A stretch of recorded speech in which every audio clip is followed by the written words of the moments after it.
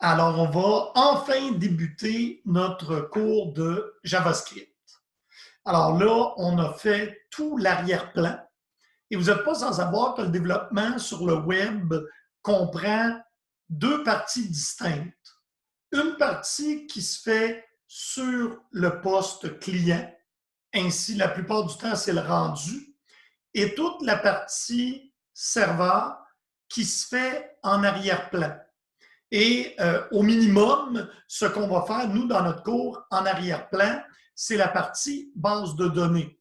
Donc, on va créer notre modèle de base de données, on va aller porter des données et on va développer des pages web dans un premier temps statiques qui, par la suite, vont devenir dynamiques, où on va aller chercher en arrière-plan dans la base de données le contenu à mettre dans la page.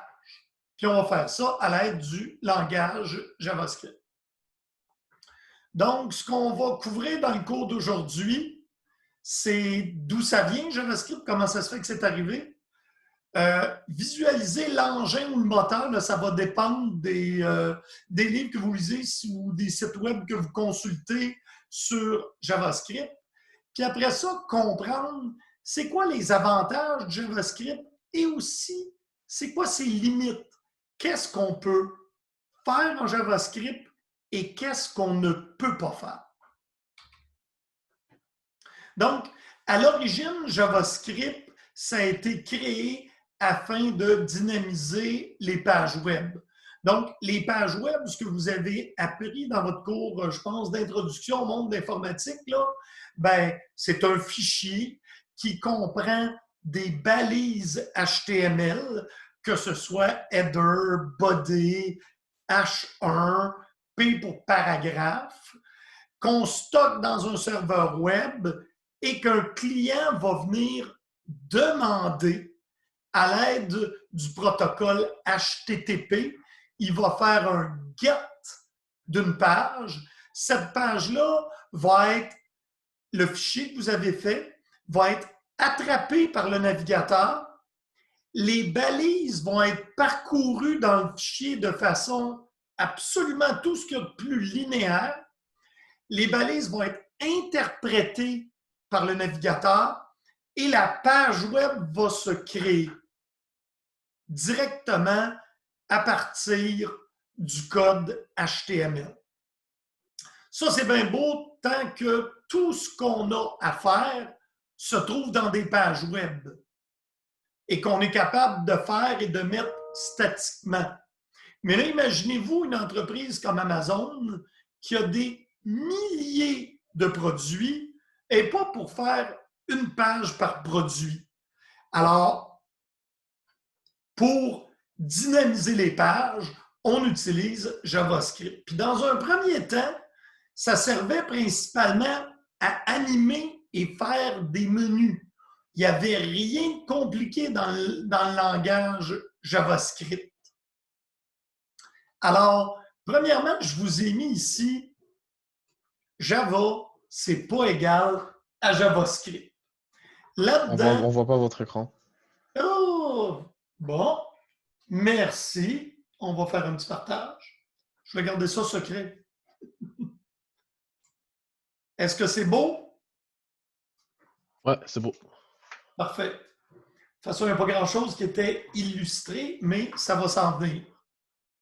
Je vais juste mettre mes participants ici et mon chat.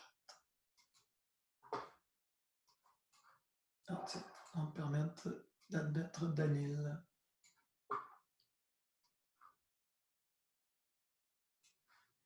OK. Alors, la mauvaise nouvelle, c'est que ce que vous avez appris en Java, ça ne se transposera pas directement. Mais la syntaxe, vous allez remarquer, est très similaire. Donc, la bonne nouvelle, c'est que si vous êtes capable de faire un if en Java, vous allez être capable de faire un if en JavaScript. Par contre, au niveau du développement, si je ne me trompe pas, vous autres, vous avez utilisé NetBeans pour faire votre développement, qui est un IDE qui est très riche. Il y a un débugger, il y a un paquet de trucs, tu fais ton code, tu le roules. L'environnement de développement JavaScript, c'est pas ça du tout. On travaille la plupart du temps dans un éditeur de texte et on fait, là, moi, je parle du JavaScript, là, il y en a du côté client et il y en a du côté serveur. Le JavaScript avec lequel vous commencez, c'est du JavaScript client. Et dans le cas du JavaScript client, l'environnement d'exécution, c'est le navigateur. Donc, le code JavaScript que vous avez est toujours interprété. Donc, en même temps que la page HTML est fournie à votre navigateur, s'il y a des scripts, si on veut des programmes JavaScript, ils vont aussi être acceptés par la page.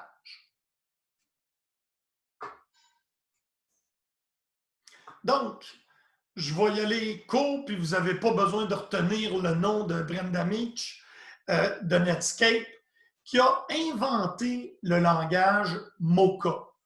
Et le langage Mocha, c'était LiveScript par après. Et au même moment, Java connaissait un grand essor, c'était fait par Sun Microsystems. Alors, comme coup marketing, ils ont décidé d'appeler ça JavaScript.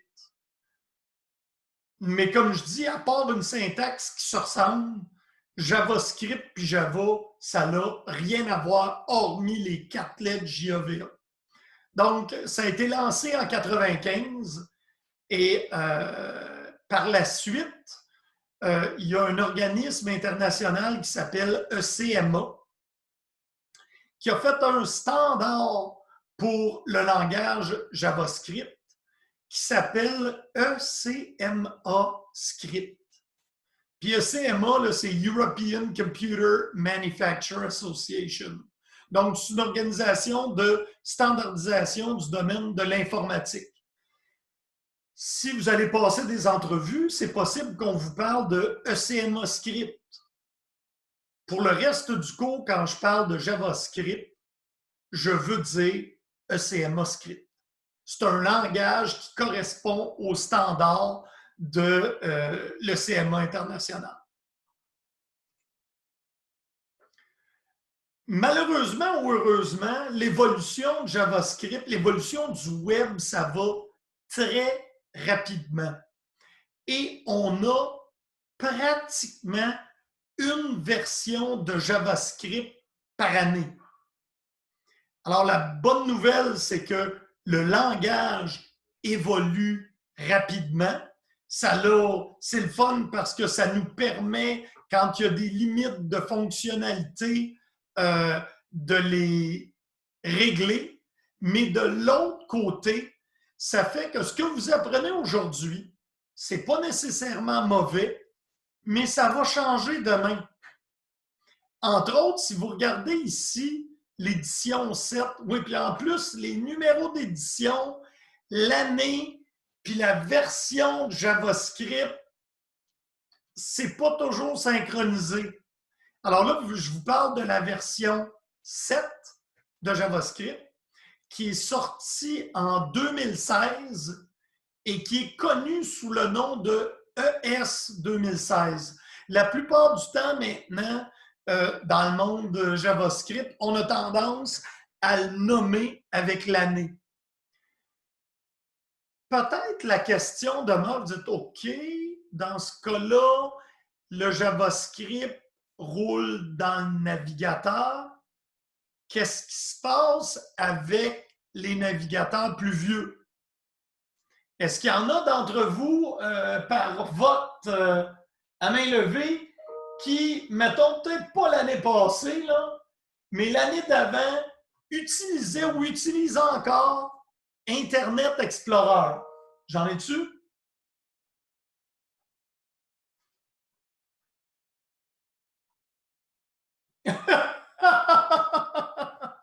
Oui, à mort, pure hérésie. En fait, Internet Explorer, s'est jamais rendu à la version de ES 2015. Il était à l'édition 5.1.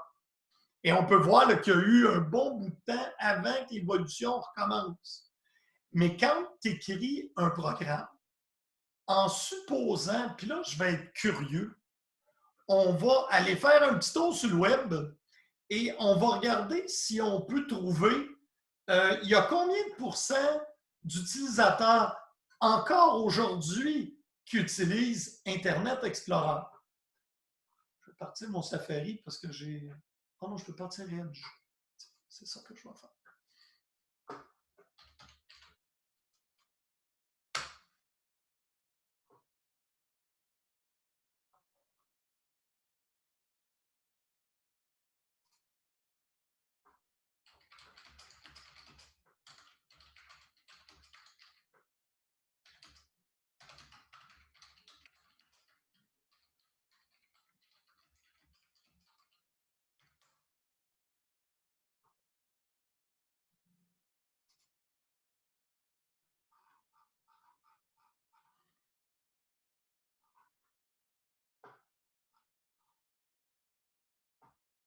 Eh bien, au mois de novembre 2019, c'est quand même il n'y a pas si longtemps que ça, là, il y avait plus d'utilisateurs qui utilisaient Internet Explorer qu'il y en avait qui utilisaient Edge. Remarque, je les comprends, Edge, c'est un cauchemar. Mais regardez la fragmentation au niveau des navigateurs. Il y a Chrome qui est l'éléphant dans la pièce. Et après ça, là, ça se divise principalement en deux morceaux, là, je dirais Firefox et les autres.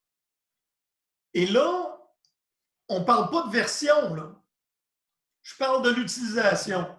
Tu fais un programme JavaScript et si tu utilises des fonctionnalités qui sont quand même dans le standard depuis 2015, n'importe qui utilise Internet Explorer ne pourra pas l'utiliser. Parce que l'engin qui est dans ton navigateur ne sera pas capable d'interpréter ton code JavaScript. Et du coup, ben, tu as presque déjà 10% des gens qui peuvent naviguer qui ne pourront pas être capables d'utiliser les fonctionnalités que tu as mis dans ton site web. Et là, naturellement, quand un standard sort, ben là, vous devez comprendre que dans l'écosystème JavaScript, le fabricant du navigateur doit regarder les fonctionnalités, décider lesquelles il va implanter, développer le code pour le supporter, et après ça, vous devez faire la mise à jour de vos navigateurs pour être capable de supporter les fonctionnalités. Alors, voyez-vous, c'est le plus gros problème de JavaScript, c'est que l'environnement est très fragmenté. Il n'existe pas un JavaScript.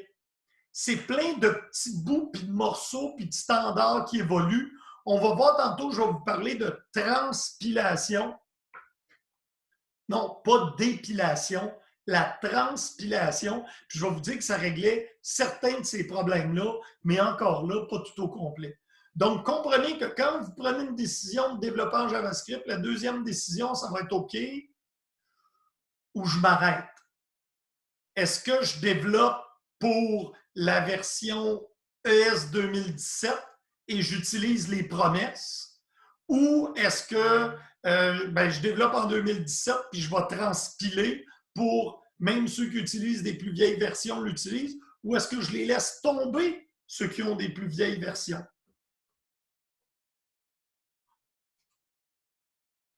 Alors, en fait, c'est important de comprendre, je vous expliquais les versions de JavaScript, et là, vous devez comprendre que dans votre navigateur, il y a un moteur JavaScript ou un engin, là, dépendant comment vous voulez l'appeler. Et on a, si on regarde ici, les 4 plus gros engins JavaScript. Chakra, qui était pour Microsoft Edge, qui, tant qu'à moi, va mourir de sa belle mort très bientôt. J'en ai-tu qui utilisent Edge ici? Pas la nouvelle version, l'ancienne sous Windows 10.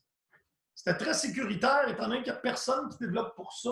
Tu ne peux pas trop te mettre dans le trou en l'utilisant. OK. Alors, c'était Chakra, ce que Microsoft a développé pour aller avec Edge, c'est un moteur qui s'appelait Chakra. Ça, c'est mort. Ce qui est dans Firefox, la version 75, en avançant, c'est quelque chose qui s'appelle SpiderMonkey, qui se traduirait par l'araignée singe. Tu as le V8, qui est Chrome, la version 81 montagne. Tu as JS Core, qui est Safari 13.1. Ben, regardez, le Safari, il y a encore des fonctionnalités de la version de juin 2011 de JavaScript qui ne sont pas supportées. Et je regarde ici, quand Edge s'est mis de la partie, ben, ils ont décidé de ne pas supporter. En fait, là, il n'y a aucun navigateur qui supporte l'ensemble des fonctionnalités de ES 2016. C'est 2016? 2016, oui. Non, 6, 2015. En 2016, ça a bien été, donc ES 2016 est bien supporté. Et là, ben, plus récent que ça, là, regardez, là, c'est n'importe quoi. Là. Firefox 87, Safari 88, puis ES7, là, si on recule au tableau précédent, là, c'est 2016. Alors, et les stats que je vous ai donnés, c'est en 2020. Alors, vous comprenez que ce qu'on va apprendre, là, va se centrer autour de ES 2016, mais en comprenant que, regardez, le Chrome a quasiment tout fait sa job pour supporter les nouvelles caractéristiques. Firefox est après le faire. Safari va le faire. Puis Edge, la version plus petite que 18, là, qui était... qui s'appelait pas Microsoft Edge, là, la nouvelle version s'appelle Microsoft Edge. C'est basé sur Chrome, fait qu'elle n'aura pas ce problème-là. Mais comprenez que l'environnement d'exécution, c'est ça ici. Donc, ça, c'est une image qui nous provient de Google, parce que vous n'êtes pas sans savoir que Chrome, c'est Google, et l'engin que Chrome a fait pour exécuter son JavaScript, c'est V8, et c'est Open Platform. Donc, le code, votre page HTML arrive dans votre navigateur. Le code JavaScript est extrait, c'est l'espèce de petit carré jaune ici.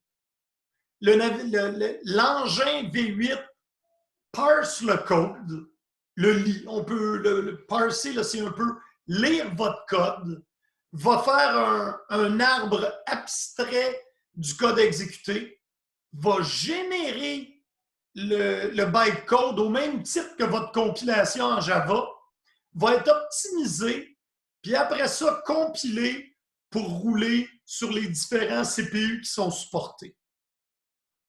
Alors, ceux qui se demandent pourquoi est-ce que JavaScript, c'est pas toujours vite, bien, imaginez-vous qu'il y a tout le temps de transport du serveur à aller à votre ordinateur, puis après ça, il faut tout préparer le code à l'exécution. Puis là, vous me dites, oui, mais monsieur, il y a des nouvelles fonctionnalités dans JavaScript que je vais peut-être vouloir utiliser parce qu'ils me permettent de développer plus rapidement, ils me permettent des fonctionnalités intéressantes. Il y a un site web qui s'appelle Can I Use? Et une des problématiques importantes de JavaScript, c'est que malgré qu'il supporte les classes, donc une programmation objet qui ressemble un petit peu à ce que vous faites en Java, il n'y a pas d'attributs privés. Ce qui veut dire que, oui, tu peux bien faire des getters puis des setters, mais n'importe qui avec le nom de la classe, point l'attribut, dans ton code, peut modifier les valeurs. Donc, ça vient un peu défaire toute l'encapsulation du modèle de programmation objet. Mais en 2020, dans la spécification du langage CMA, on a maintenant des champs privés. Fait que là, j'ai été sur le site web Can I Use? J'ai dit OK, Private Field, c'est qui supporte ça? Ben, en fait, là, Chrome à partir de la version 81, Opera à partir de la version 67, puis Firefox ne supporte pas, puis il y a non plus. Alors, ce site-là, Can I Use, peut vous donner au moins une idée de qui supporte quoi. Soit dit en passant, la version 81 de Chrome, je ne pense même pas que vous pouvez encore la télécharger. Alors, imaginez-vous pas que les gens qui vont aller sur votre site web vont avoir la dernière version. Alors, entre le temps où le langage reçoit sa spécification et après ça, les interpréteurs ou les engins JavaScript à l'intérieur des navigateurs sont faits. Puis après ça, que vous pouvez l'utiliser, il se passe souvent des années. Alors, vous devez tenir ça en compte quand vous faites du développement JavaScript, surtout si c'est pour des sites qui peuvent être utilisés à l'externe. Alors, on s'en vient ici. Et là, je vous le dis, on parle de JavaScript sur le navigateur, mais il n'y a pas seulement de JavaScript dans le navigateur. Est-ce qu'il y en a qui ont entendu parler de Node.js? Par-ci par-là, mais j'ai pas trop compris c'était quoi. Parfait.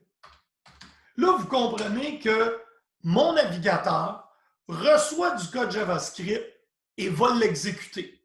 Donc, mon code est fait localement. Et pour les 15 premières années de JavaScript, la vitesse simple, c'était la seule place où tu peux exécuter de JavaScript. Mais il y a quelqu'un qui a eu l'idée de dire, oui, mais l'engin JavaScript, c'est séparé, ça, du navigateur. Alors, on pourrait le prendre et faire du développement sur d'autres machines, sur des serveurs. Alors, si vous prenez l'environnement JavaScript et que vous le mettez sur un serveur et que vous l'exécutez, en fait, il y a quelqu'un qui a fait ça. C'est une équipe de développement open source. Le produit s'appelle Node.js. Et c'est simplement un environnement d'exécution de JavaScript, mais sur un serveur. Puis tu peux faire des programmes. Ce serait comme rouler du Java sur un serveur. On peut aussi rouler du JavaScript sur un serveur. Fait que ce que vous apprenez au niveau syntaxe et comment le langage fonctionne, ça, il n'y a pas de problème. Mais à la première ligne ici de ce que peut faire mon JavaScript dans le navigateur, ajouter, modifier du code HTML de la page ou du contenu. Oui, mais sur un serveur, monsieur, il n'y en a pas de page HTML, là. Je peux peut-être, je ne sais pas, moi, rouvrir des fichiers, mettre des trucs dedans, les refermer.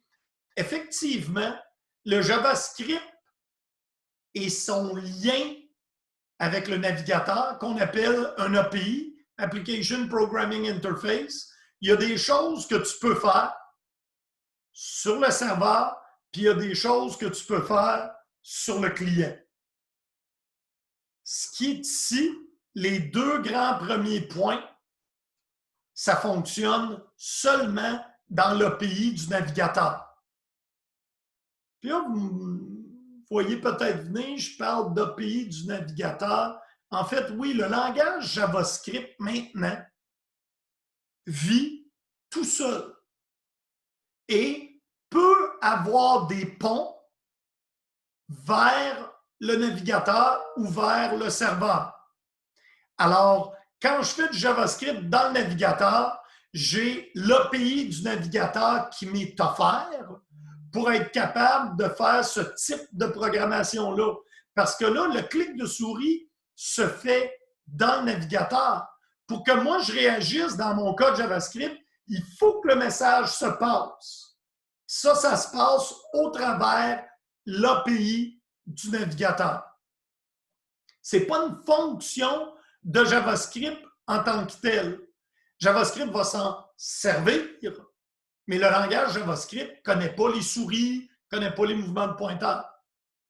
Pas plus qu'il connaît la structure HTML qu'on va appeler ici DOM. Vous voyez, j'ai bien pris soin de ne pas mettre un U.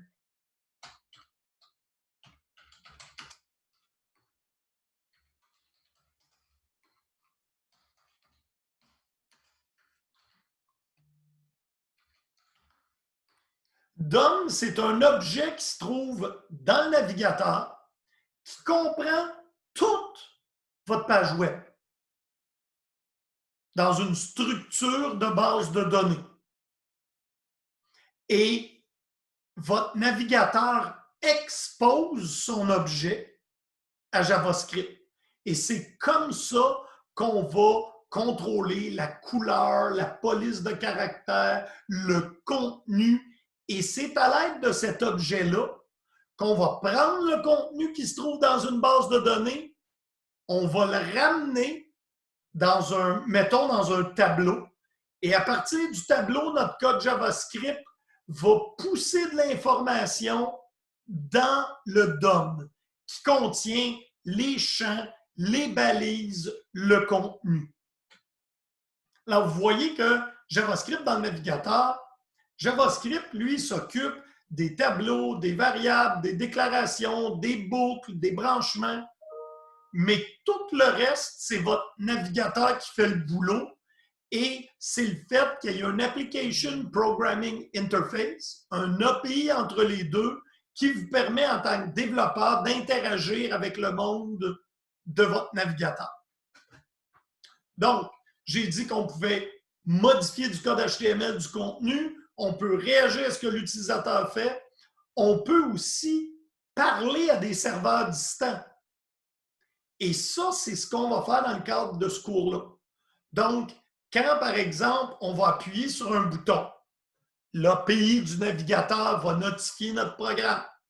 Puis, mettons que dans notre API, on utilise une technologie pour pousser un message sur un serveur, pour lui demander, par exemple, la description du produit 17. On va aller la rechercher. On est toujours dans notre programme. On va, à l'aide de notre programme, regarder l'information et modifier le DOM de la page.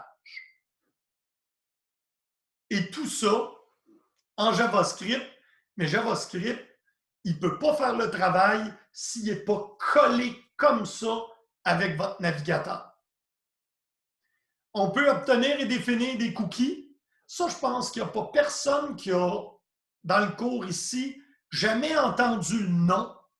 Mais il n'y a personne qui sait vraiment c'est quoi. C'est dans l'industrie où le monde se dit « Ah, des cookies, c'est des mauvaises affaires que vient placer du monde qui veut espionner nos comportements. » Ça peut servir à espionner le comportement, là, mais ça peut servir aussi temporairement à placer de l'information sur votre navigateur pour ne pas vous demander à toutes les fois que vous voulez une page quel est votre nom.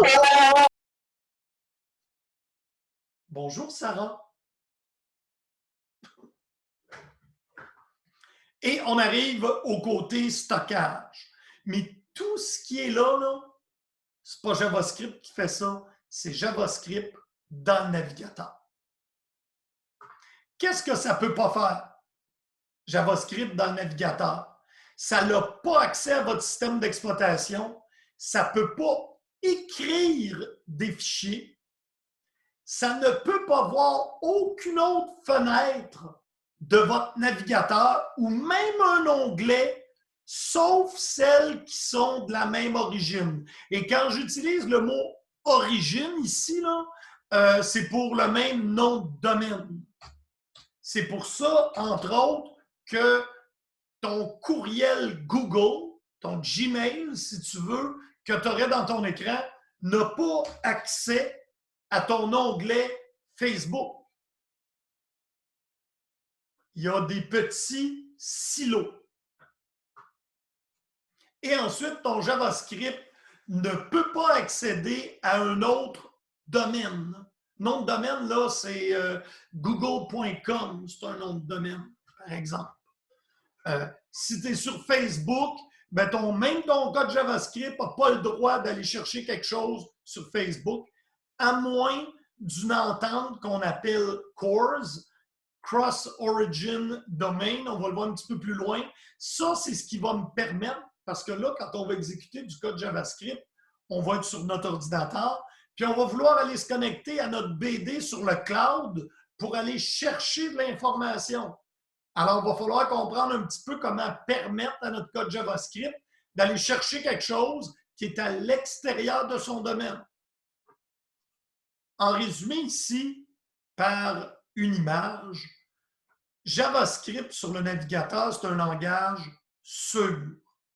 Tu ne peux pas accéder, là, la petite image qu'il y a là, tu ne peux pas accéder à d'autres sites web, tu ne peux pas accéder à Gmail, puis tu ne peux pas accéder à l'ordinateur au travers l'environnement de ton navigateur.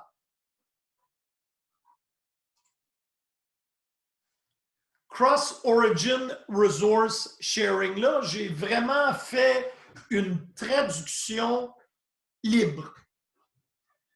J'ai appelé ça, CORS, la politique de partage de ressources d'origine croisée.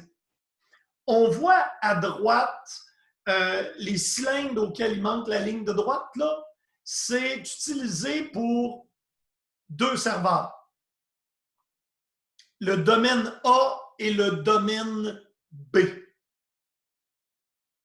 Si on regarde dans l'ordre de haut en bas les petites flèches, donc, lorsque notre navigateur va chercher une page web, il fait une requête HTTP. Là, vous venez peut-être de comprendre pourquoi il y a toujours HTTP dans votre barre de requête en haut dans le navigateur. Et quand on tape une adresse puis on fait retour, ce qui se passe, c'est que la page principale va être chargée du domaine A. Dans cette page-là, il y a un fichier CSS qui s'appelle layout.css. Il se trouve encore sur le domaine A. Alors, il n'y a pas de problème, votre navigateur a le droit d'aller le chercher. Puis là, on a aussi une image qui s'appelle image.png. Toujours le même nom, il va le chercher. Puis là, on arrive à une nouvelle image. Soit que le travail a été fait en JavaScript ou même en HTML seulement, s'il n'y a pas d'instruction CORS spécifique dans la requête, la partie en rouge ne se fera pas. Parce qu'une page web n'a pas le droit, par défaut, d'aller chercher des éléments qui ne se trouvent pas dans son nom de domaine principal. Puis entre autres, vous me dites, oui, mais monsieur, avez-vous des exemples de CORS? En fait, oui, il y en a beaucoup. Entre autres, les fontes, soit les polices de caractères que vous utilisez. Dans le cas de votre cours en web, est-ce que vous avez utilisé les polices de caractères de Google?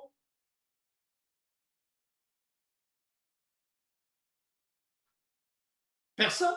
Vous avez pris les polices de caractère de base? Oui, hein, bon, c'est ça. En fait, ce qui veut dire, c'est que pour permettre d'aller chercher la police de caractère de Google, il faut qu'il y ait une entente et que ta page ait le droit d'aller la chercher. Pour les polices de caractère, c'est là à peu près par défaut. On va voir de toute façon plus tard comment faire ça. Donc, on arrive, le résumé. Et quand j'utilise le JS, c'est l'abréviation de JavaScript. J'espère que tout le monde avait saisi ça. Là, je m'en sers, mais j'ai oublié de la définir comme il faut. Alors, JS, c'est pour JavaScript. Alors, les avantages de JS dans le navigateur, c'est que c'est l'intégration complète avec tout le HTML et le CSS. Donc, on peut tout modifier dynamiquement, tout l'habillement du site, la grosseur des polices de caractères, la couleur de fond. Si vous cliquez sur quelque chose puis il change de couleur, tu peux le faire avec du CSS, mais tu peux aussi le faire avec JavaScript. C'est relativement simple à faire. Simple étant un grand mot, c'est relativement simple à faire. Et la plupart des navigateurs ont tout du JavaScript par défaut et activé. Ce qui n'est pas là, c'est ce que je vous ai montré tantôt. C'est hyper fragmenté et on est obligé de travailler au plus bas dénominateur commun et on va voir comment la transpilation va venir nous aider tantôt. Donc, et ça introduit ça, le langage de transpilation. Pourquoi ça existe? Dans un premier temps, ce n'était pas pour avoir d'autres langages au-dessus de JavaScript. C'était les nouvelles versions de JavaScript avaient des fonctionnalités super intéressantes et les développeurs JavaScript voulaient être capables de s'en servir tout de suite un coup que la spécification était sortie. Oui, mais là, les navigateurs, eux autres, ils n'ont donc pas cette fonctionnalité-là. Et il y a quelqu'un qui a eu la bonne idée, pour ne pas le nommer, M. Babel.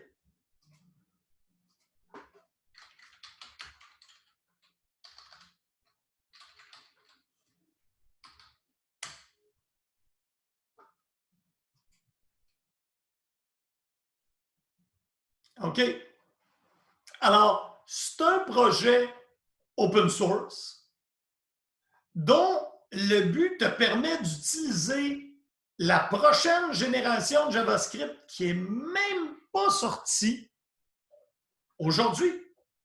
Et qu'est-ce qu'il va faire, lui, Babel? Vraiment, comme vous pouvez voir, c'est très utilisé.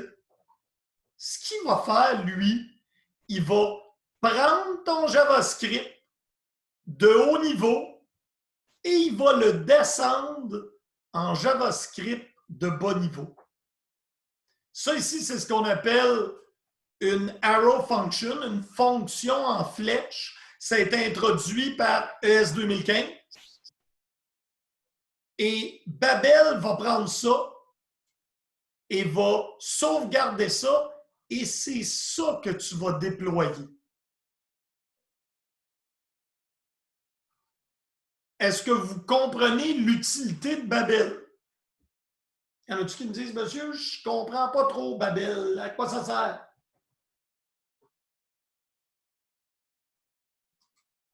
Bon, alors je vois qu'il y a pas mal de monde pour qui ce n'est pas clair.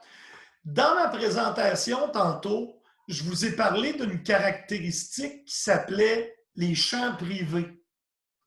Toi, tu as le goût de développer, puis dans ta solution, tu as besoin des champs privés. Mais tu sais que si tu t'en sers, la plupart des navigateurs utilisés aujourd'hui ne pourront pas exécuter ton code JavaScript. Ouais, mais s'il y avait quelque chose qui était capable de prendre mon code écrit avec des champs privés puis le transformer en vieux code JavaScript pour des vieux navigateurs, c'est à ça que sert la transpilation. Ça te permet d'utiliser des caractéristiques qui ne sont pas encore rendues dans JavaScript et ça va prendre ta ligne de code qui définit ton champ privé. Ça va peut-être en faire 45 lignes d'ancien JavaScript pour en faire une fonction. Est-ce que c'est plus clair?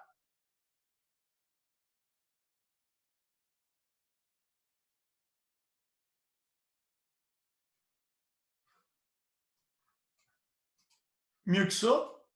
Oups, pas là. On ramène ça en bas.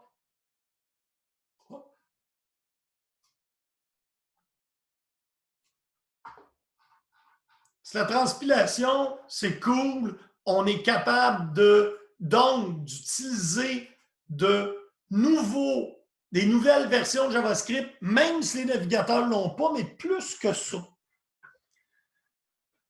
Il y a même des entreprises qui ont dit, oui, mais JavaScript, là, un des côtés les plus intéressants au niveau de flexibilité, mais les moins sécuritaires, c'est que le typage de tes données en JavaScript, il n'est pas strict. Autrement dit, tu définis une variable A, tu mets dedans 25, et plus tard dans ton code, tu mets dedans bonjour et tu n'auras pas d'erreur. Vous voulez dire, monsieur, que je définis une variable de type number, puis 10 lignes plus loin, je mets bonjour dans la variable et que je n'aurai pas de message d'erreur? Non, tu n'en auras pas. JavaScript, ça permet ça. Puis là, je vous vois la gueule qui fait comme... Ah ouais, non, monsieur, ça se peut pas. Oui, il y a des choix pour lesquels ça a été fait et on vit avec ça. Parce que, et là, plus en avançant, vous allez voir, il y a plein de petites choses incongrues dans JavaScript, là. Donc, entre autres, quand je demande à un tableau le type qu'il est, il va toujours me répondre un objet, même si ce n'est pas un objet. Puis ça, c'est un bug qui a eu lieu en JavaScript dans la version 3. Puis quand ils s'en sont rendus compte, il y avait tellement de sites web déployés qu'en réglant le bug, ben, il aurait brisé des milliers de sites web. Alors, on vit avec des limites dans le langage qui ont été faites il y a 15 ans. Et étant donné qu'il y a plein de sites web qui roulent partout, dont certains qui ne sont plus maintenus, mais qui sont utilisés, ben, supporter ce qui existait avant, c'est un des buts principaux de JavaScript. Et vous allez voir, ça amène des fois des petits trucs bizarres. Alors, Microsoft a dit, ouais, mais moi, j'aimerais mieux faire du JavaScript puis forcer des types. Oui, mais là, Microsoft n'est pas pour développer un engin pour interpréter du TypeScript pour tout le monde, là. Ça a été standardisé, JavaScript. Fait que Microsoft a dit, je vais développer un module sur Babel qui va prendre du TypeScript, qui va le manger, puis qui va générer du JavaScript qui va rouler partout. Fait que le programmeur programme en TypeScript, il compile ça en JavaScript, puis c'est ça qui va être déployé.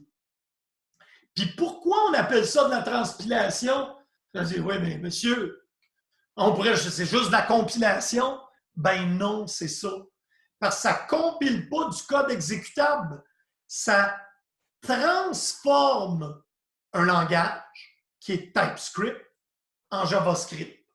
Et ce que tu vas mettre dans ton site web, c'est le JavaScript. Quand tu vas faire tes programmes, tes écrans TypeScript, tu roules Babel, ça génère le JavaScript est déployé. Là, il n'y a pas rien que TypeScript, il y a Flow aussi qui a été développé par Facebook et il y en a d'autres.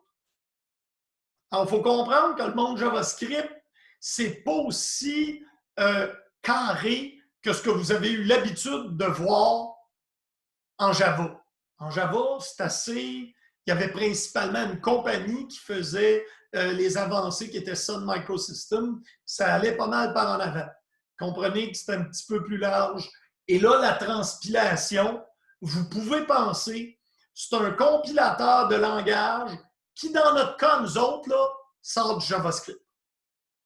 Puis soit qu'ils prennent du JavaScript récent pour en sortir du vieux, c'est assez commun, ou ça prend quelque chose comme du TypeScript, parce qu'il y a des développeurs JavaScript qui ne voulaient pas travailler dans un environnement où les données n'étaient pas typées de façon stricte. Alors, si c'est ton cas, ben, il n'y a pas de problème. Développe en TypeScript, compile ça en JavaScript, puis déploie. Est-ce que c'est un petit peu plus clair? Donc, la transpilation prend du code source, soit écrit en JavaScript très récent, soit écrit en TypeScript ou en Flow, mange tout ça, puis sort du JS que votre navigateur va être capable de faire exécuter. Alors, OK, on continue.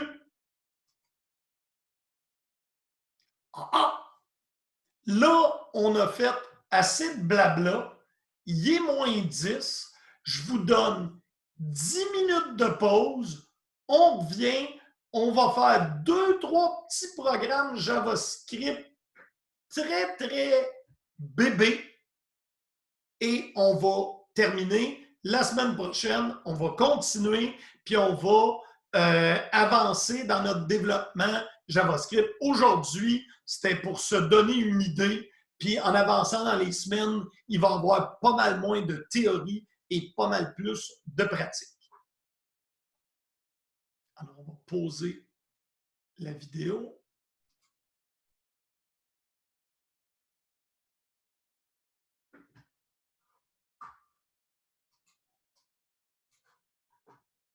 Donc, 10 minutes tout le monde.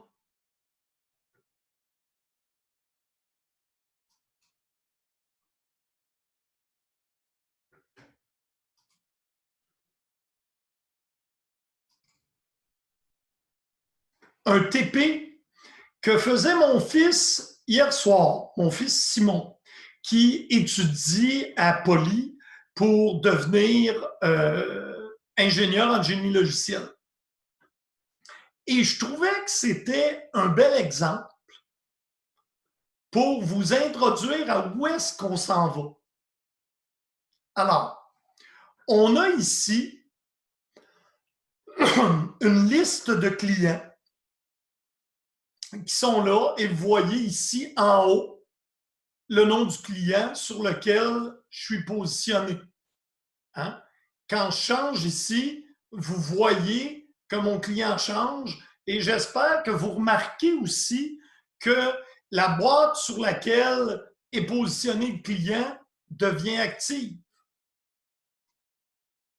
Ensuite, si j'utilise le bouton modifier, je fais apparaître un canevas et j'ai le reste des informations. Excusez-moi, il y a Charbel qui essaie de rejoindre, je pense.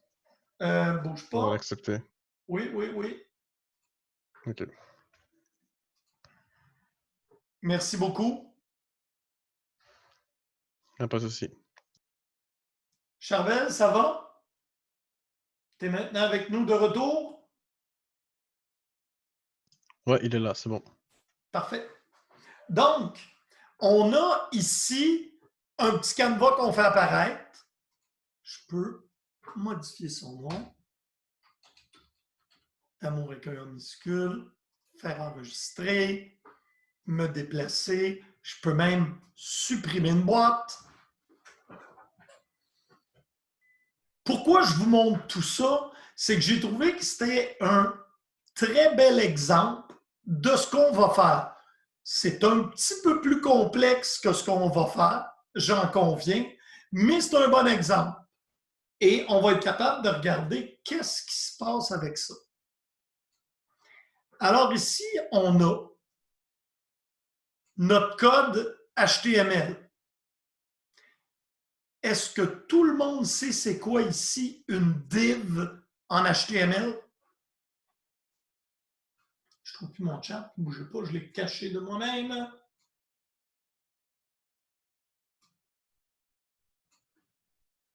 Bon, plus ou moins, je vais en profiter pour vous le dire.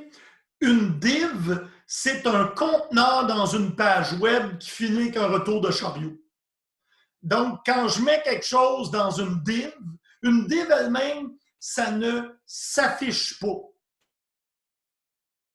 Mais dans une div, je peux mettre du contenu et je peux mettre une classe à la div que je pourrais par la suite soit manipuler, soit styler. Si on regarde ici, vous allez voir que des radios Canada, là, il n'y en a pas. Pas plus qu'il y a des IBM.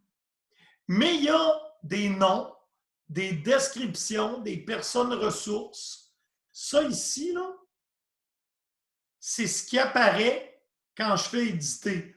Puis pour le reste, si vous regardez là, pas d'IBM, pas de Radio-Canada.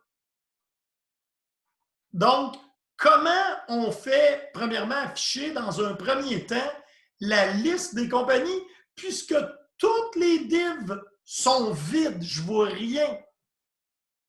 Si on s'en vient dans le code JavaScript, vous allez voir, il y a beaucoup de stock là-dedans. Là, je suis au début. Et je vais aller un petit peu plus bas. Ici, j'ai créé un objet qui s'appelle Nouveau client. Ça, c'était pour l'aider à déboguer hier, qui est le IBM que vous avez vu tantôt. IBM, Supercomputer, etc. Il y a un tableau de clients qui est ici, mais il n'y a rien là-dedans. Ça, c'est dans un programme JavaScript. Ça n'a rien à voir avec l'HTML. Jusqu'à date, l'HTML, si je n'ai pas JavaScript, d'ailleurs, tiens, c'est la joie. Je m'en viens ici et je dois avoir quelque chose qui relie mon JavaScript. Ah, ça, c'est la police de caractère. Mon JavaScript, ça, c'est mon style sheet.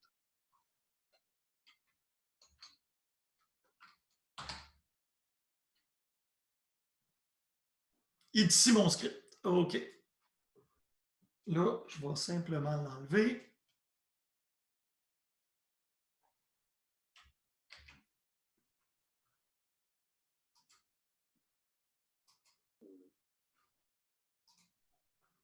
Et on recharge la page. Fini! Il n'y a plus... Ça, c'est l'HTML pur. Si je viens replacer mon script,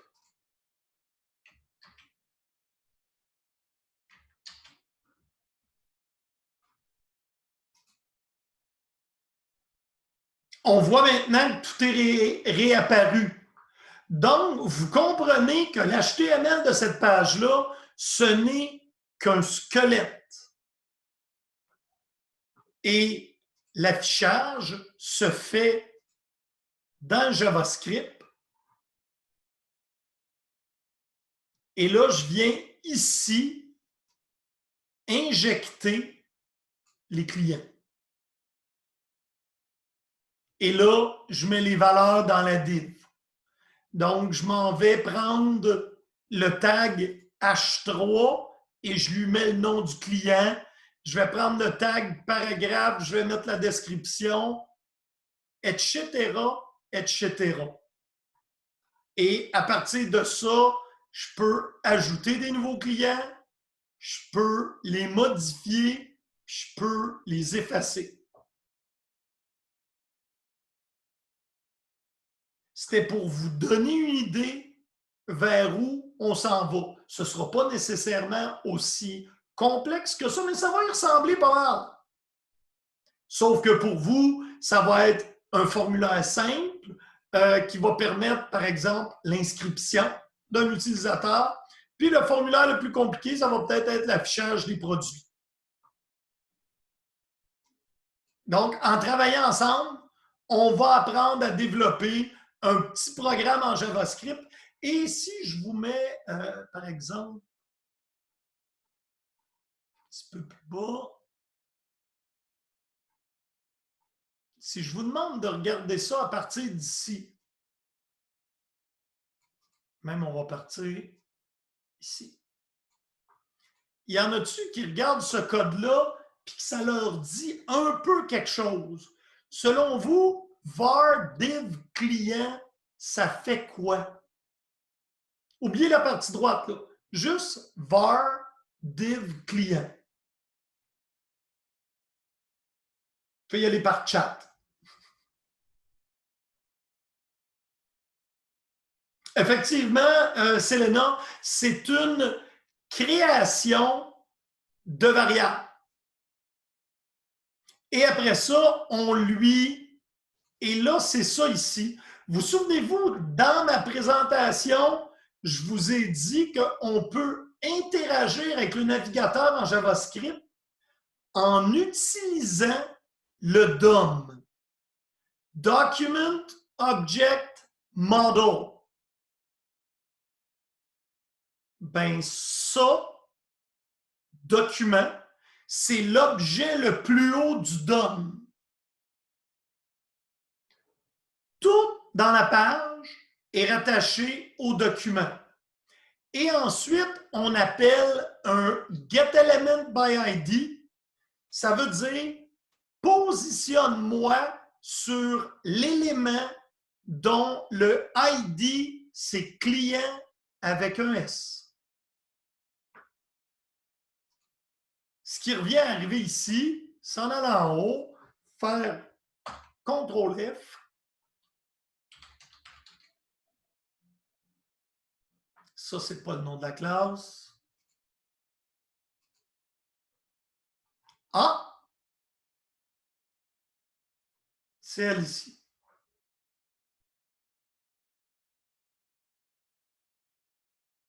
Alors, il va s'en aller. Ça localise la div qui est ici.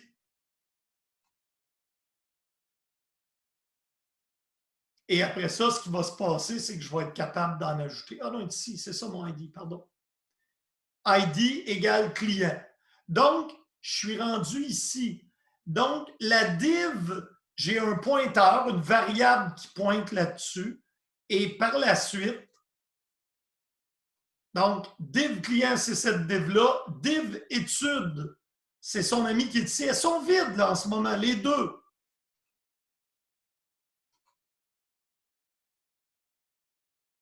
Donc, j'ai div client qui représente cette div-là et div étude. Et plus tard, j'ai quelque chose qui va aller ajouter des clients.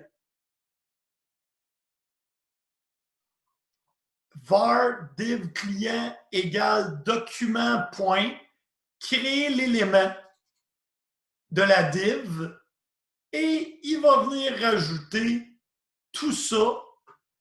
Et après, il va mettre le nom du client dans le client et c'est comme ça que l'affichage se fait. Découragez-vous pas, je vais vous fournir du code. Vous n'avez pas tout ça à écrire à partir de rien.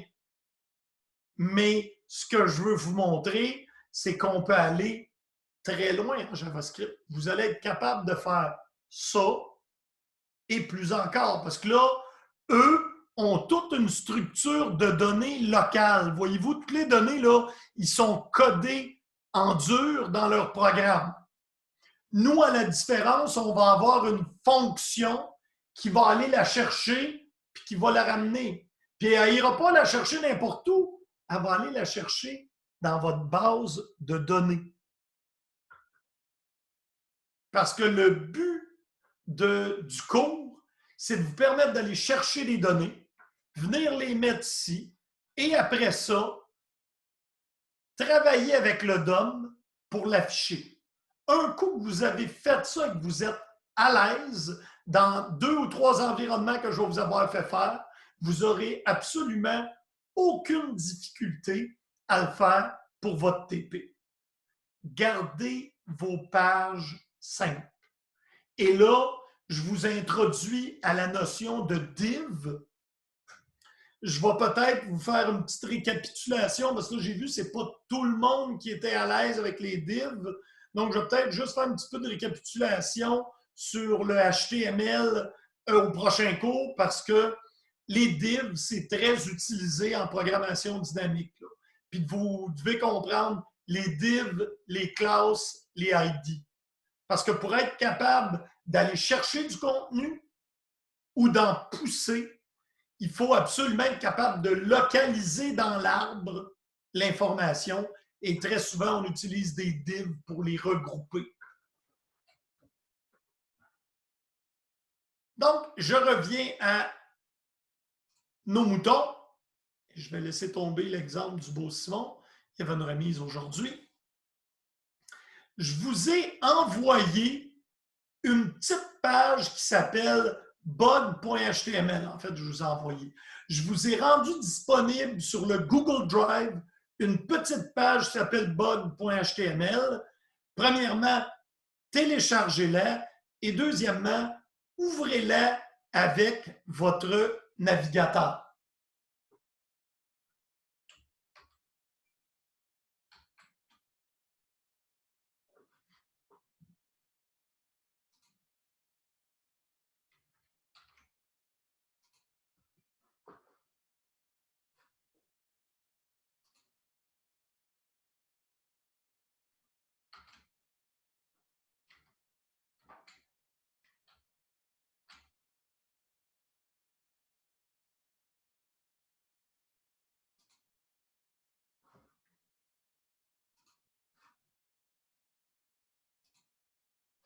Ah.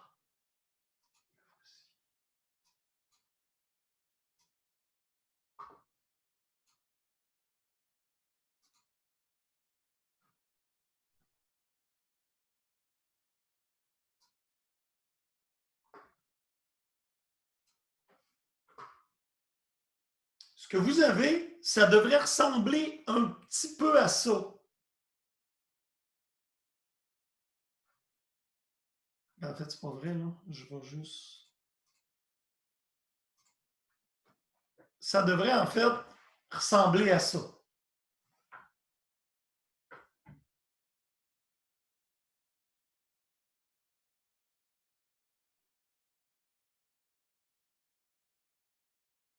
Et moi, je supporte deux variables, deux navigateurs dans le cours. Vous pouvez travailler avec Firefox si vous préférez, ou vous pouvez travailler avec Google Chrome.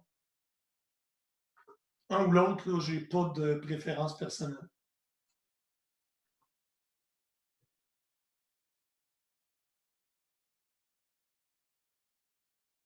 OK, j'en ai-tu qui n'ont pas été capables de charger la page bug.html? Pouvez-vous nous renvoyer le site, s'il vous plaît? C'est comme si j'ai le mauvais site. J'arrive pas à arriver sur vos fichiers. Ça va me faire plaisir de te fournir ça, Priscille. Après ça, sauvegarde-le dans mon répertoire, comme ça, tu n'auras pas de misère à le retrouver. OK. Get shareable link. Je vais te le mettre directement dans le chat. C'est beau? Oui, c'est beau pour moi. Et là, tu cherches à l'intérieur du disque Google partagé, il y a un petit fichier qui s'appelle bug.html.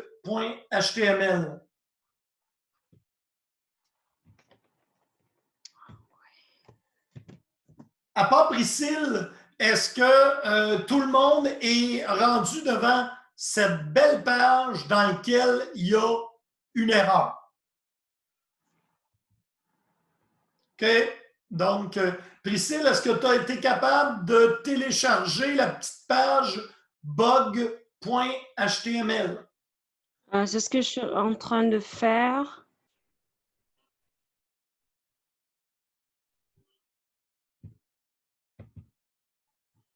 Tu peux faire un bouton droit pour télécharger ici. Ça devrait avoir l'air de ça. Puis le bug est ici. Si tu fais bouton droit, tu vas avoir un menu et tu t'en vas sur Download. J'ai un fichier vide. Et puis, ça m'écrit There is an error in the script on this page. Regarde, ce que tu dois avoir là, c'est ce que je te montre ici. Regarde à l'écran. Oui. Oui, c'est ça que j'ai. Tu as la bonne chose. OK. Donc, on est tous rendus au même endroit. On vient de lancer notre première page HTML avec JavaScript, puis on va aller la voir. Bouton droit, inspect élément.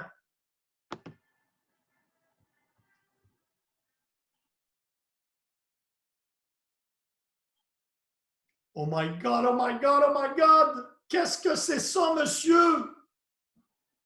Est-ce que, premièrement, vous avez déjà utilisé l'inspecteur de votre navigateur? J'en ai-tu que c'est la première fois qu'il utilise ça?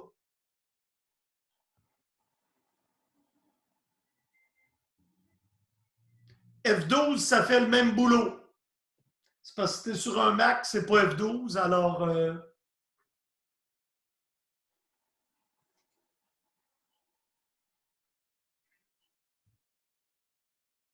Et voyez-vous, dans le source code de la page, vous voyez la balise script, la.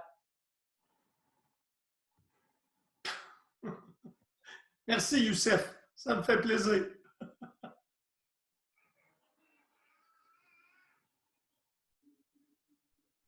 Et si vous cliquez sur le bouton Console, vous allez arriver au débogueur JavaScript qu'on appelle la console.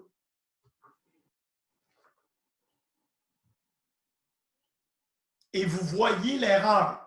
Ça dit référence erreur, la is undefined. Ce qui veut dire que si vous revenez dans l'inspecteur, la commande la dans un script JavaScript, c'est inconnu. C'est beau. Et là, vous avez la première façon de faire du JavaScript. Dans votre page HTML, vous mettez la balise script et vous mettez votre code JavaScript dedans. Puis pour avoir une ligne ou 300 lignes. Par contre, ce ne sera pas la méthode qu'on va utiliser toujours dans le cours, mais là, pour nous apprendre tranquillement, pas vite, c'est une bonne méthode. Donc, maintenant, vous avez ouvert la page, vous connaissez l'inspecteur et sa console. C'est quoi le prochain travail qu'on a à faire? C'est un petit programme JavaScript qui va dire « Bonjour le monde » en utilisant une fonction JavaScript qui s'appelle « Alerte ».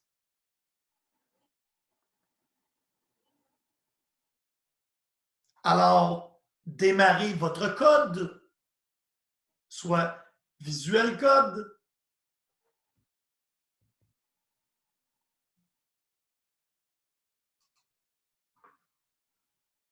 et démarrer une nouvelle fenêtre. Moi, je vais me partir mon petit bonjour.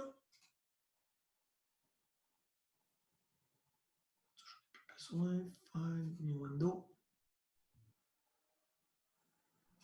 Donc là, vous autres, ça devrait être ce que vous avez, si je ne m'abuse, une petite fenêtre Visual Code.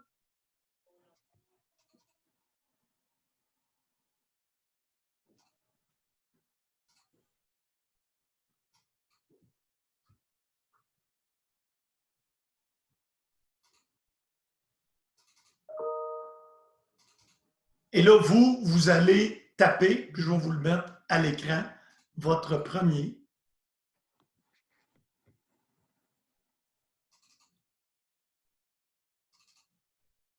programme JavaScript. Alors, premièrement, quand vous l'ouvrez, la première chose à faire, s'il est noir, faites toujours File, Save As et donnez-lui un nom. Vous pouvez bien l'appeler index, qui finit toujours par HTML ou HTML. Ça va tout de suite indiquer à Visual Code que vous êtes après faire du HTML. Donc, première chose, File, Save As et donnez-lui un nom. Je vais faire un file, je vais en faire un autre avec vous autres. Save As.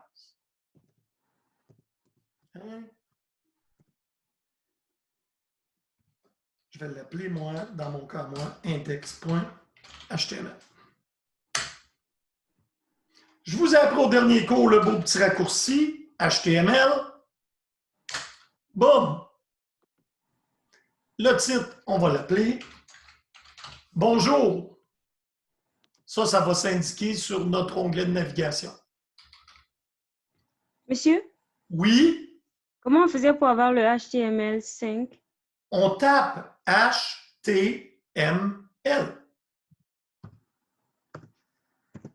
Ah, OK, c'est correct. C'est bon. Pas de problème. Change le titre, puis mets « Bonjour, je vais t'attendre ».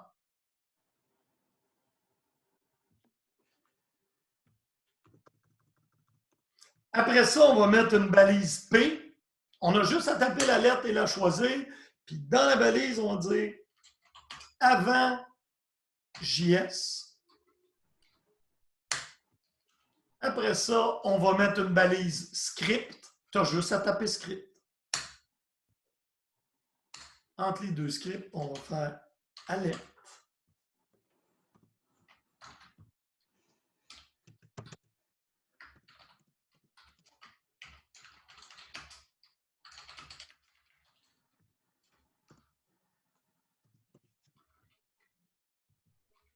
Et après ça, on va faire une balise P.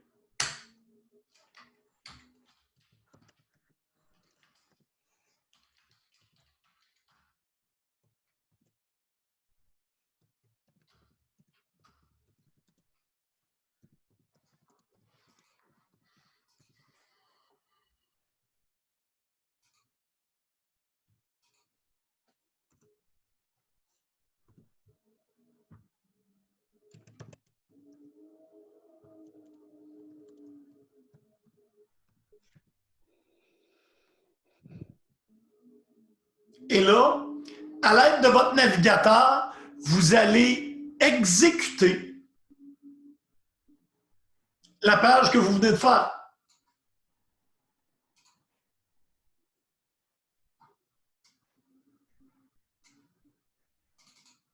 Vous devez savoir où vous l'avez sauvegardé. Là. Moi, je vais aller la chercher.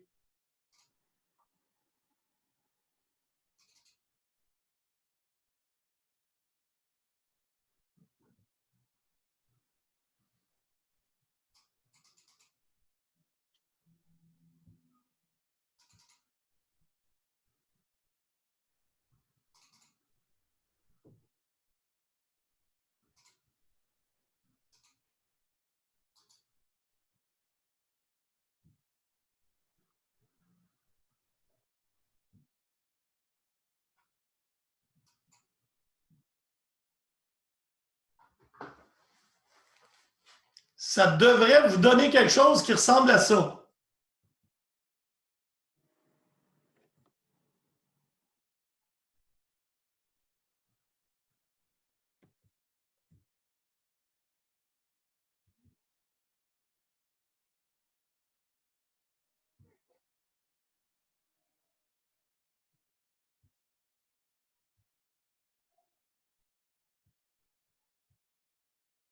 Là, répondez-moi pas tout en même temps. J'y suis pas parvenue. Ben là, il faut que tu sois plus précise pour que je puisse t'aider. Donc, dans un premier temps, tu avais le programme à écrire qui est ici. Quelle partie qui n'est pas faite? Je vais me tasser, là, parce que mon curseur est bien genre. Donc là, on a, oui, effectivement, Adriana, ta réponse est bonne. Tu double-cliques sur le fichier ou tu fais bouton droit, ouvrir avec, puis tu choisis avec quoi tu veux l'ouvrir. Priscille, est-ce que ton fichier HTML a l'air de ça ici? Ce que tu devais ajouter, là, c'est ce que j'ai mis en surbrillance. Et tu dois être entre les deux balises bodées.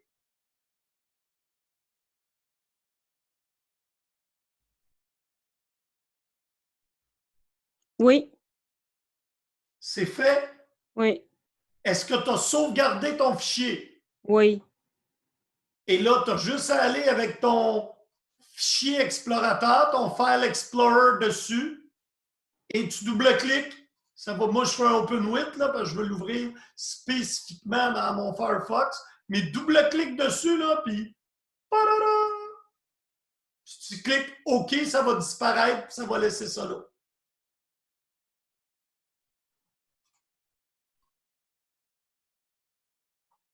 Et si ça ne fait pas ça, tu fais bouton droit, inspecte éléments, et tu vas voir à la console qu'est-ce qui ne fonctionne pas. Il va te le dire. Anas, est-ce que tu as réussi à l'exécuter en double-cliquant sur le fichier? Priscille, est-ce que tu as réussi à ouvrir le fichier? En fait, ça m'ouvre une autre page. Oui, ça t'ouvre une page dans laquelle devrait être écrit avant JS, une alerte qui devrait te dire bonjour le monde, t'appuies OK. J'ai juste l'alerte bonjour tout le monde. Et puis quand je clique, ça me dit avant JS et après JS. Ben oui, mais c'est juste ça qu'on a fait. Ah, OK. C'est juste ça, on a fait, regarde, notre programme JavaScript qui est ici dit alerte, bonjour le monde. C'est tout. Donc, si je comprends bien, Priscille, maintenant, tu as été capable de faire ton petit programme qui s'appelle Bonjour le monde. Oui. Ben voilà. Est-ce qu'il y a quelqu'un qui n'a pas réussi? Parce que ça, là, c'est le minimum. Il faut être capable de... By the way, félicitations tout le monde. Vous venez de faire votre premier programme JavaScript. Regardez-le comme il faut, parce que du JavaScript dans l'HTML, vous n'en ferez jamais plus. Adhère, quand tu dis moi, là, ça veut-tu dire que tu n'as pas été capable et que tu as besoin d'un coup de main?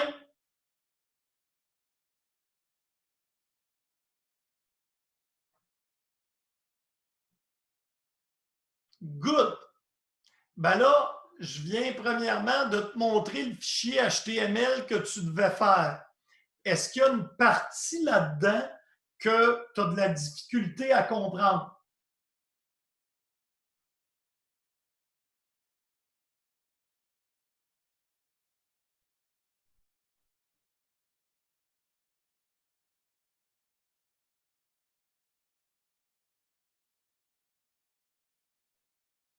Adair, tu ne peux pas rester silencieux et par le chat. Ah ah, j'ai les accolades. Eh bien, moi, j'ai aucun accolade dans mon code. Alors, on va reprendre ça lentement, Adair.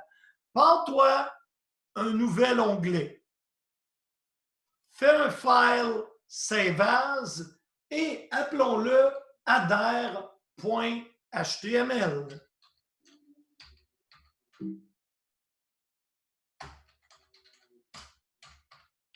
Et là, tu ne vas pas plus vite que moi, mais pas moins vite.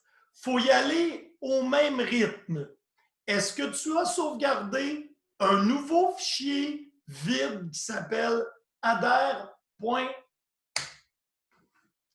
c'était des parenthèses. Réessaye. Si ça marche avec les parenthèses, on n'en parle plus. Si ça ne marche pas, ça ne me dérange pas de le refaire. Parce qu'en fait, c'est vraiment pas long avec les raccourcis. Eh bien voilà, Adhère aussi a réussi.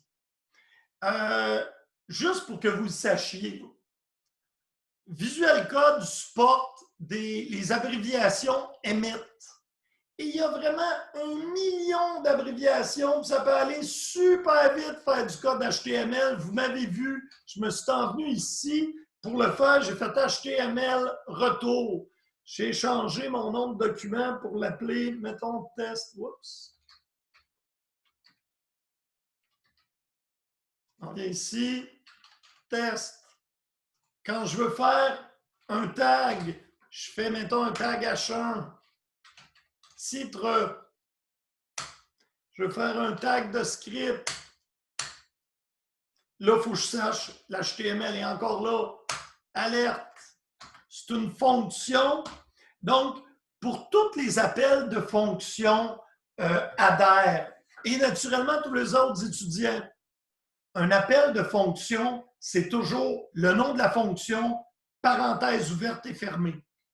Puis que c'est soit console log ou que ce soit alerte, c'est toujours pareil. Et après ça, c'est une chaîne de caractères qui va là. Bonjour les amis. Je ne mettrai pas avant-après, là. Ça me suffit. Et n'oubliez jamais, vous devez sauvegarder avant l'exécution. Après ça, vous en venez, bouton droit, Open with. Là, vous autres, vous pouvez double-cliquer. Là, moi, c'est parce que je veux choisir mon navigateur visible.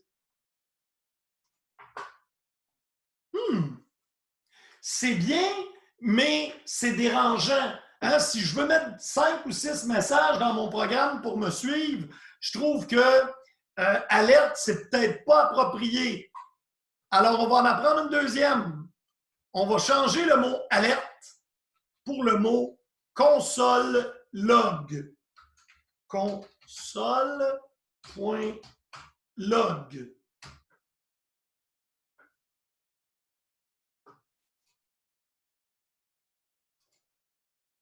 Tout ce que je vous demande, là, dans le fichier que vous étiez, là, moi j'ai fait un radar, vous n'avez pas besoin.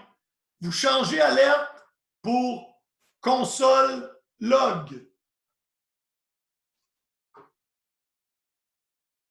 Et avant de recharger la page, vous pouvez même la recharger, monsieur, il ne se passe rien. Inspecte élément, console, et là, regardez ce qu'il y a ici.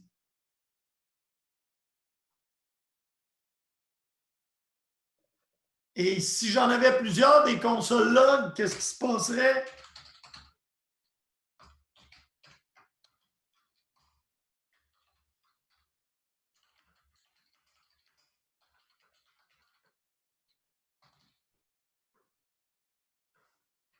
N'oubliez pas de sauver votre fichier. On va rafraîchir la page. Est-ce que tout le monde a été capable de faire un console log et de regarder dans l'inspecteur sous l'onglet console? Donc, maintenant, vous êtes capable de faire deux trucs. Afficher une alerte, loguer à la console.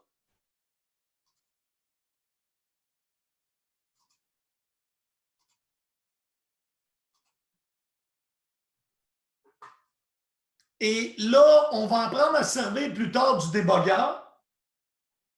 Tout le monde devrait avoir, là, que tu sois sur Chrome, Firefox, un petit onglet débogueur et tu vas être capable de naviguer. Là, naturellement, notre code il est à même l'HTML.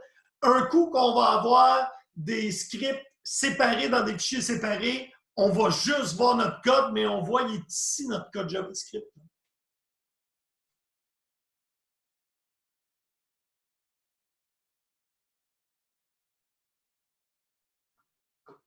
OK, on va retourner à la présentation d'aujourd'hui. Il nous en reste pas beaucoup. Donc, félicitations. 2 nouvelles commandes JavaScript. Et on arrive maintenant à, bon, la balise script. Ce que je vous ai montré précédemment et qu'on a fait ensemble, c'est du JavaScript inline dans le fichier HTML.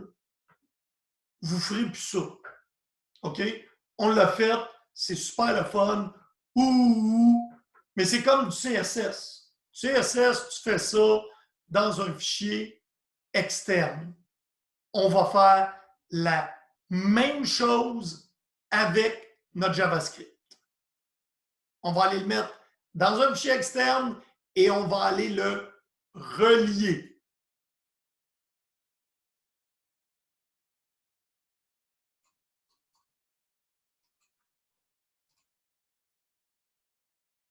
Alors, ça c'est fait, on l'a fait ensemble. Modifier la page précédente afin de le relier à un fichier JS externe que vous allez appeler, on va l'appeler alerte, là. Puis là, le console, vous l'avez déjà fait. Là, tout ce qu'il nous reste à faire pour la fin du cours aujourd'hui, c'est de prendre notre code JavaScript et de l'envoyer dans un fichier externe. Pas trop dur, on essaie que ça. Donc, j'ai un éditeur. Et là, on devait le mettre sous quel nom? Alerte.js. OK. Donc, encore là, moi, la première chose que je fais quand j'ouvre un nouvel onglet, je sauvegarde, puis ça dit à mon code quel langage que je travaille, puis il va me donner le bon format syntaxique. Alerte.js.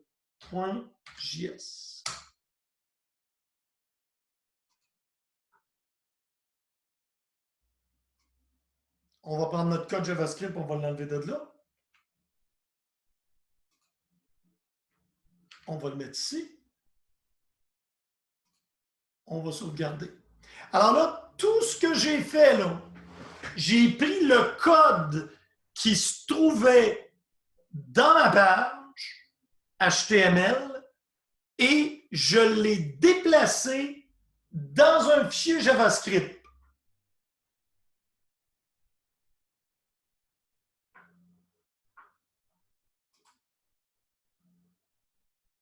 Et maintenant, ce qu'on a, ça a l'air de ça. Et ce qu'il faut qu'on ait,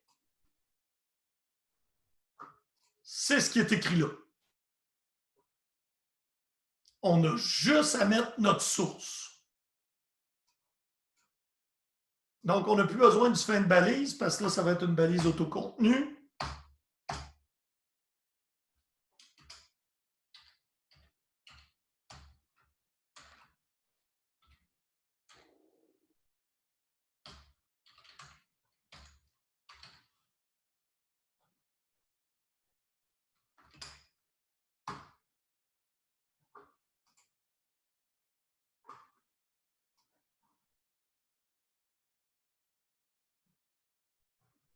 Il faut que je ferme ma balise script, pardon.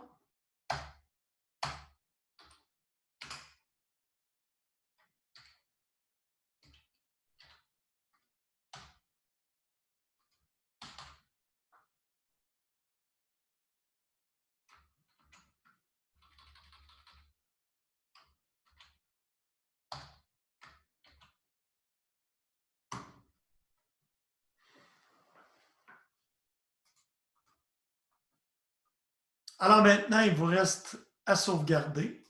Donc là, ma page HTML, mon tag script ici, au lieu de contenir mon code, contient src égale alerte.js.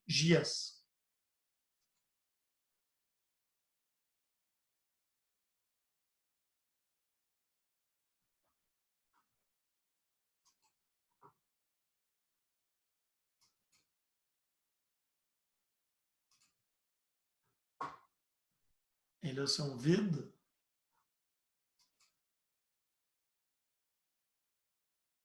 voyez-vous que mes console logs se sont faits quand même, malgré que, si je reviens à mon inspecteur, j'ai plus mon code JavaScript, j'ai seulement un tag qui dit d'aller exécuter le code JavaScript qui se trouve dans le fichier externe.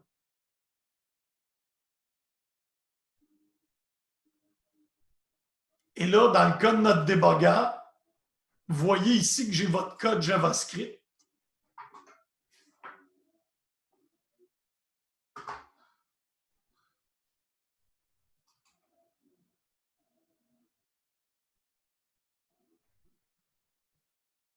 Et là, j'ai mis un breakpoint dessus. Et là, je suis même en arrêt sur mon breakpoint.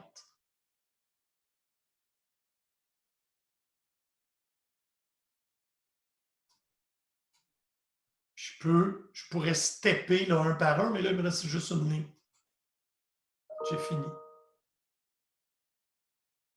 Donc, là, il faut que tout le monde ait réussi. Si vous n'avez pas réussi, c'est pas grave. Vous me dites c'est quoi votre problème. On le refait ensemble. Il faut que tout le monde ait pu prendre son code JavaScript de son fichier HTML, l'envoyer dans un fichier externe et à partir du fichier HTML, utiliser la balise script pour dire que le source se trouve dans le fichier et après ça, regardez que c'est bien effectué. Donc, ça, c'est mon fichier adder.html. Vous, ça peut être index ou ça peut être bonjour.html. Vous aviez à modifier la balise de script pour enlever le code qui était là et dire src égale. Et à peu près tout le temps en JavaScript, vous devez mettre des doubles guillemets quand vous mettez des valeurs. Regardez ici, là, il y en a mis plein. Ensuite, alert.js comprenait nos 2 consoles log, sauvegarde et relance. Et allez voir dans le bonjour les amis, moi il est arrêté parce que mon débogueur est toujours actif. Je step. Ils sont là toutes les deux.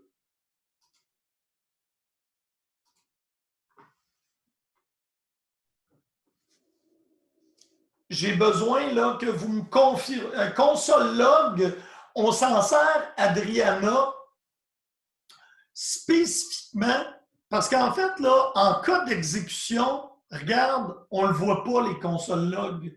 Donc, souvent, on va s'en servir pour tracer des événements, donc mettre des messages que nous, le développeur, on va pouvoir consulter dans notre développement. Est-ce que ça a répondu à ta question, Adriana? Je vais ramener mon chat. Là. Je suis tanné que vous me voyez de profil. C'est pas mon beau profil, le côté gauche. OK. Amar, je veux bien que tu as compris. Diego, ça va. Selena, Priscille.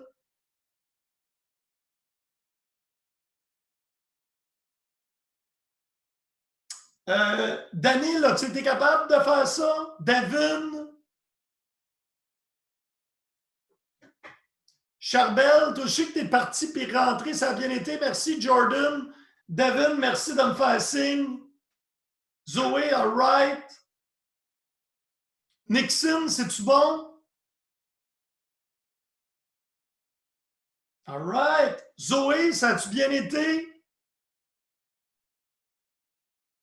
Youssef, tu me fais pas signe, ça m'inquiète toujours quand tu me fais pas signe.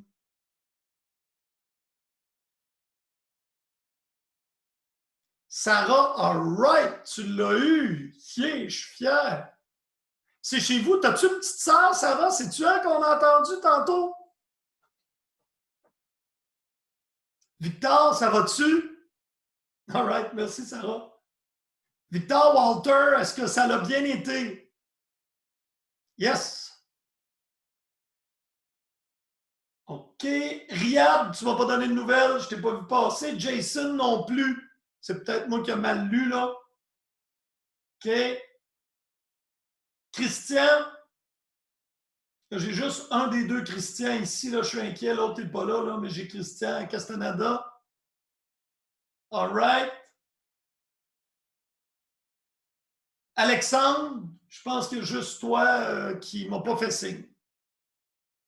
Bon, ben écoutez, c'était l'objectif que j'avais pour aujourd'hui. On est rentré dans votre temps. Vous pouvez partir, c'était excellent. Je veux juste finir en vous disant qu'aujourd'hui, vous avez appris à faire un petit programme de base. Vous avez appris 2 fonctions, alert et console log, et vous êtes capable de faire une page HTML et d'exécuter du code JavaScript.